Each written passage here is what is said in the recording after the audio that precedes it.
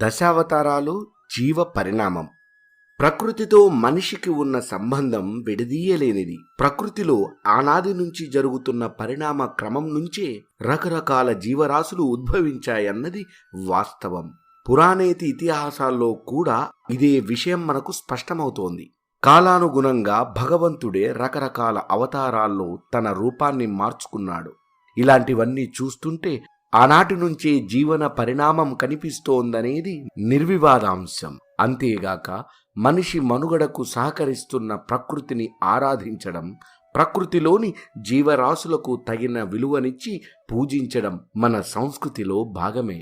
విష్ణువు 10 అత్యంత ప్రసిద్ధి అవరోహణల్ని సమిష్టిగా దశావతారాలని అంటారు. ఈ జాబితా గరుడ పురాణంలో చేర్చారు. మానవ సమాజంలో వాటి ప్రభావపరంగా ప్రాముఖ్యతను ఈ అవతారాలు సూచిస్తాయి. మొదటి 4 అవతారాలు సత్యయుగంలో కనిపించాయని పురాణాలు చెబుతున్నాయి. తర్వాతి 3 అవతారాలు త్రేతాయుగంలో, 8వ అవతారం ద్వాపర యుగంలో, 9వ అవతారం కలియుగంలో, 10వ అవతారం కలియుగాంతంలో కనిపిస్తుందని అంచనా.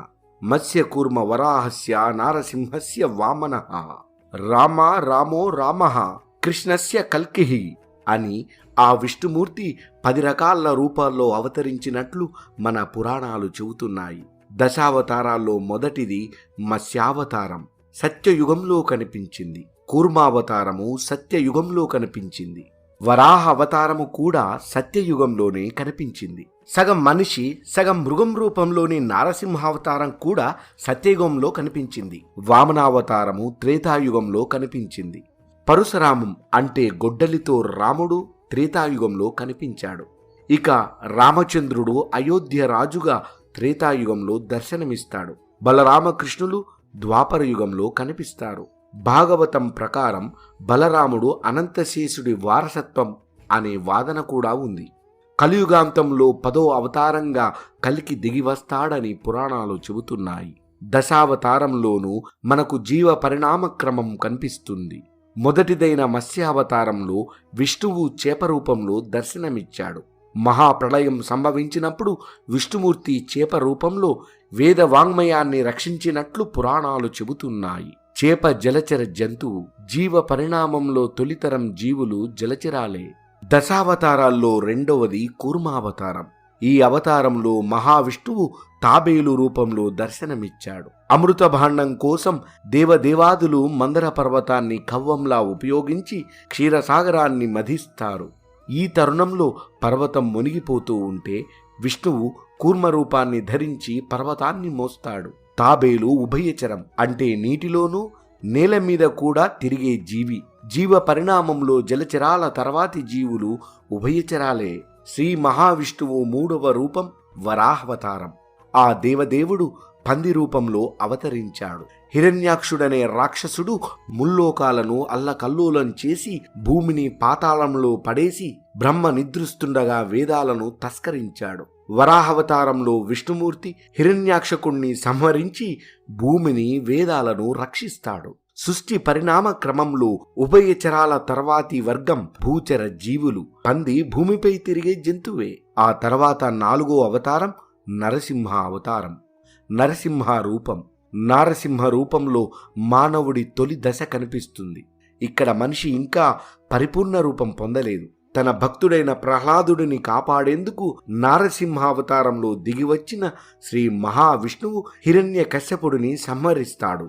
దశావతారాల్లో 5వది వామనావతారం.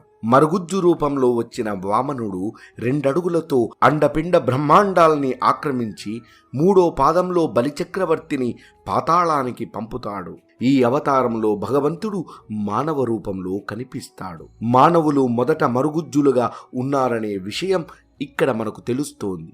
ఆ తర్వాత 6వ అవతారం పరశురాముడు. మనిషి రూపంలో ఉన్న అనాలోచితంగా ఆవేశపూరితంగా ప్రవర్తించడం కనిపిస్తుంది. అంటే నాగరికతకు పూర్వము జీవులకు ఈ అవతారం ఒక ఉదాహరణగా చెప్పుకోవచ్చు. దశావతారాల్లో 7వది శ్రీరామావతారం. ఇక్కడ మనిషి సమాజంలో ధర్మం కోసం జీవించడం, తనకన్నా సమాజం ఎక్కువ అని ప్రాముఖ్యతనివ్వడం కనిపిస్తుంది. రామావతారం పరిపూర్ణ మానవుడికి ప్రతీకగా నిలుస్తుంది. మానవ జీవనం ఎలా సాగాలో ఆచరించి చూపిన రాముడు ఆదర్శ పురుషుడయ్యాడు. ఆ తర్వాత 8వ అవతారం బలరామ అవతారం. ద్వాపర యుగంలోని ఈ అవతారాన్ని ఆదిశేషుడికి ప్రతిరూపంగాను చెబుతారు.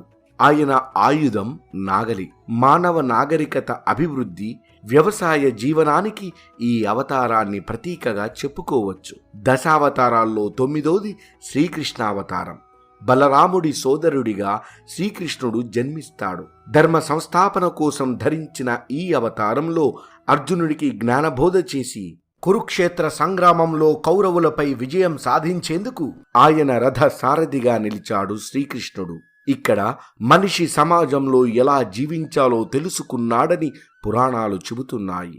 ద్వాపర యుగం తర్వాత కలియుగంలో ధర్మానికి హాని కలగడం, అధర్మం వృద్ధి చెందినప్పుడు శ్రీ మహావిష్ణువు కల్కి రూపంలో తన 10వ అవతారంగా దర్శనమిస్తాడని శాస్త్రవచనం. ధర్మ సంస్థాపనకు, సజ్జన సంరక్షణ, దుర్జన సంహారం కోసం ప్రతి యుగంలో తాను అవతరిస్తానని సాక్షాత్తు ఆ పరమాత్మ భగవద్గీతలో చెప్పాడు. ఈ అవతారాలన్నీ అందుకు ప్రతీకలే. ప్రకృతికి అనేక రూపాలుంటాయి. అది ప్రతి క్షణం మారుతూ ఉంటుంది. ఋతువు నుంచి మరో ఋతువులోకి కొత్త పుంతలు తొక్కుతూ ఉంటుంది. సముద్రం ఉదయం నీలిరంగులో ఉంటే మధ్యాహ్నం గరుడ పచ్చ రంగులో ఉంటుంది. సాయంత్రం ఎరుపు రంగులోకి మారుతుంది. ఆకాశంలోని రంగులు రోజంతా మారుతూ కనువిందు చేస్తూ ఉంటాయి.